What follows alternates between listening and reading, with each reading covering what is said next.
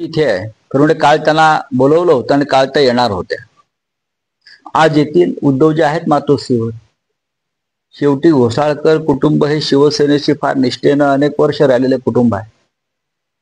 विनोद घोसाळकर असतील, त्यांचे चिरंजीव ज्यांची हत्या झाली ते अभिषेक घोसाळकर असतील आणि तेजस्विनी असतील, या सगळ्यांनी शिवसेनेसाठी योगदान दिलेलं आहे. त्याच्यामुळे मला असं वाटत नाही की ते काही चुकीचा निर्णय घेतील. आणि एक फॅशन झालेली आहे सध्या, उठायचं आणि निघून जायचं कारण त्यांनाही कळत नाही की आपण का जातो.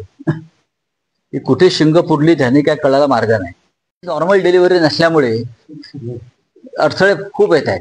त्याने स्वतःच मान्य केलं. मी काय बोलत नाही, तुम्हीच बोलताय की त्यांचा जो जन्म आहे तो नीट झालेला नाही, ते पायाळू आहेत. कोर्टाच्या निर्णयानंतर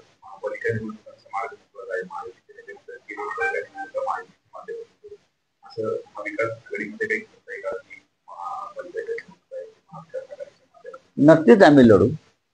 जिथे जिथे आम्हाला शक्य आहे तिथे आम्ही महाविकास आघाडी म्हणून लढणारच आहोत.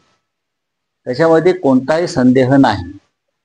महाविकास आघाडीची डिलिव्हरी नॉर्मल आहे, महायुतीप्रमाणे नाही. एक तुम्हाला मी सांगतो, माननीय शरद पवार साहेब असतील, महाराष्ट्रामध्ये प्रदेश काँग्रेसचे अध्यक्ष हर्षवर्धन सपकाळजी असतील, माननीय उद्धव ठाकरे साहेब असतील, तिघांमध्ये उत्तम संवाद सुरू आहे. आणि या 27 महानगरपालिकामध्ये जास्तीत जास्त ठिकाणी आम्ही एकत्र लढू. जास्तीत जास्त ठिकाणी एखाद दुसऱ्या महानगरपालिकेवरती चर्चा होईल, बाकी जवळजवळ सर्व महानगरपालिका आम्ही एकत्र लढायला आमची हरकत नाही.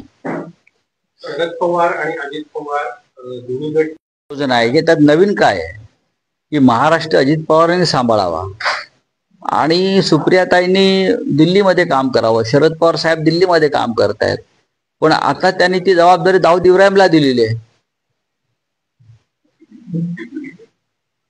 मिस्टर प्रफुल्ल पटेल जे आहेत त्यांच्याकडे ही राष्ट्रीय नेतृत्वाची जबाबदारी दिलेली आहे आणि ते आता काम पाहतात त्या पक्षाचे. त्याच्यामुळे आता सुप्रियाताई ह्याच्यामध्ये कुठे आल्या? मूळ पक्ष राष्ट्रवादी काँग्रेस पक्ष हा शरद पवार साहेबांचाच आहे. अजित पवार हा एक गट आहे, फुटलेला गट आहे. मूळ शिवसेना ही उद्धव ठाकरे साहेबांचीच आहे किंवा बाळासाहेबांची आहे. शिंदे हा गट आहे. अमित शहानी ठरवलं म्हणून लोक ते स्वीकारणार नाहीत, एक लक्षात घ्या. अमित शहाने खूप काही ठरवलं होतं. पाकिस्तान ताब्यात घ्यायचं ठरवलं होतं, बरं का, चुन चुन के मारेंगे ठरवलं होतं. काय झालं का? कारण तिथे ते निवडणूक आयोगाच्या हातात नाही. पाकिस्तान ताब्यात घेणं किंवा POK ताब्यात घेणं, दहशतवाद्यांना मारणं, हे ED CBI किंवा निवडणूक आयोगाच्या ताब्यात असतं ते त्यांनी ते करू शकलं. त्यांना ते शक्य नाहीये. त्यांची मजल काय आहे हे कालच्या युद्धात दिसून आलं.